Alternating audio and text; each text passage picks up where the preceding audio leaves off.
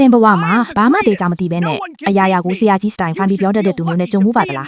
တင်ကအချက်အလက်တွေနဲ့တေချာရှင်းပြလီသူတို့ကသူတို့အမားကိုဝန်မခံပဲပို့ပြီးယုံကြည်မှုလွန်ကဲလာလီထည့်တတ်ပါတယ်သိပ္ပံပညာရှင်ကြီး Charles Darwin ကပညာဗဟုသုတရှိခြင်းထက်မသိနိုင်မလဲခြင်းကလူတွေကိုပို့ပြီးယုံကြည်မှုရှိစေတယ်လို့ဆိုခဲ့ပါတယ်မင်္ဂလာပါတင်အုံနောက်နဲ့စိတ်ပိုင်းဆိုင်ရာကိုအစစ်မြင့်တင်ပေးမဲ့ Brainwave Channel ကနေကြိုဆိုပါတယ်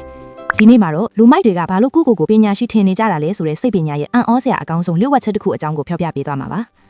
1999ခုနှစ်မှာစိတ်ပညာရှင်တွေဖြစ်တဲ့ David Dunning နဲ့ Justin Kruger တို့ဟာဒီအကြောင်းအရာကိုစမ်းသပ်လေ့လာခဲ့ကြပါတယ်။သူတို့ဟာလူအုပ်စုတစ်စုကိုဟာတဉဏ်တရားကျွမ်းကျင်မှုနဲ့ UT ဗေဒစွမ်းရည်တွေကိုစာမေးပွဲစစ်ဆေးခဲ့ပါတယ်။ရလက်ထွက်လာတဲ့အခါအံ့ဩစရာကောင်းတာကအမှတ်အနည်းဆုံးရတဲ့သူတွေဟာသူတို့ကိုသူတို့အတော်ဆုံးလို့ထင်နေကြတာပါပဲ။ဘာဖြစ်လို့လဲဆိုတော့သူတို့မှာပညာဗဟုသုတမရှိုံမှမကပဲသူတို့ဘာတွေမှားနေလဲဆိုတာကိုသိမြင်နိုင်စွမ်းမှမရှိလို့ဖြစ်ပါတယ်။ဒါကိုစိတ်ပညာမှာ The Dunning-Kruger effect လို့ခေါ်ဆိုပြီးဒါဟာလူသားတိုင်းသတိထားရမယ့်ထောင်ချောက်တစ်ခုဖြစ်ပါတယ်။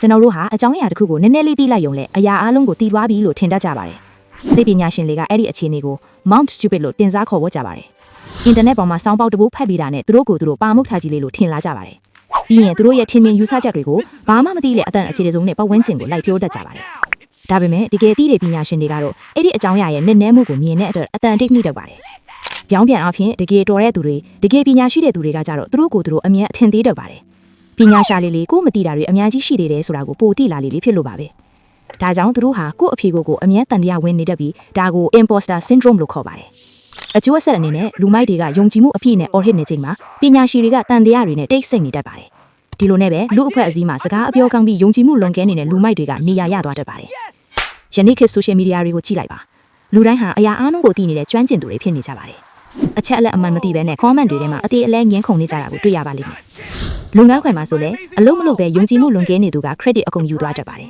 ။တကယ်အလုပ်ကျူးစားပြီးတက်တီနားလေတဲ့သူကတော့နောက်ွယ်မှာခေါင်းကုန်ပြီးကြံခဲ့ရပါတယ်။ဒီလိုအတ္တနဲ့မာနတွေလွှမ်းမိုးနေတဲ့ပတ်ဝန်းကျင်ဟာအမှန်တရားကိုပျောက်ဆုံးစေပါတယ်။ဘာလို့သူတို့တွေကသူတို့မှားနေတယ်ဆိုတာကိုဝန်မခံနိုင်ခဲ့ရတာလဲ။ဘာလို့လဲဆိုတော့သူတို့ရဲ့အတ္တကသူတို့ကိုလူမိုက်မဖြစ်အောင်အကာအကွယ်ပေးထားလို့ပါ။အချက်အလက်အမှန်တွေကိုပြလိုက်တဲ့အခါသူတို့ရဲ့အုံနောက်ကဒါကိုရုပ်ပိုင်းဆိုင်ရာတိုက်ခိုက်ချက်တစ်ခုလို့မှတ်တွေ့လိုက်ပါတယ်။ဒါကြောင့်သူတို့ဟာအမှန်တရားကိုလက်မခံပဲပိုပြီးပြင်းထန်တုံ့ပြန်တတ်ပါတယ်။ငါမားသွားတယ်ငါမသိဘူးလို့ဝန်ခံဖို့ဆိုတာအင်မတန်ကြီးမားတဲ့မှိန်ချမှုနဲ့ရင့်ကျက်မှုလိုအပ်ပါတယ်။ဒါဆိုကျွန်တော်တို့ကိုယ်တိုင်ဒီလိုလူမိုက်ထောင်ချောက်ထဲမကြရအောင်ဘယ်လိုကာကွယ်ကြမလဲ။ပထမအချက်အနည်းငယ်စတင်လေးလာသူတယောက်ရဲ့စိတ်ဓာတ်ကိုမွေးမြူပါ။ဒုတိယအချက်ကိုယ့်ထက်တော်တဲ့သူကိုယ့်ထက်ပညာရှိတဲ့သူတွေနဲ့အမြဲပေါင်းတင်ပါ။တတိယအချက်တေချာမသိတဲ့ကိစ္စတွေမှာကျမတေချာမသိသေးလို့ပါဝင်မဆွေးနွေးသေးပါဘူးလို့ပြောတဲ့အရက်ကိုလုပ်ပါ။စထူထအချက်အပြုသဘဆောင်တဲ့ဝေဖန်မှုတွေကိုကိုရေးပါနာတိုက်ခိုက်ချက်လို့မထင်ပဲလက်ခံတတ်အောင်ကျင့်ပါ။ငါအကုန်သိတယ်လို့တွေးလိုက်တာဟာတင်းရဲ့တိုးတက်မှုကိုအဆုံးသတ်လိုက်တာပါပဲ။ Greek တနာပညာရှင်ကြီး Socrates က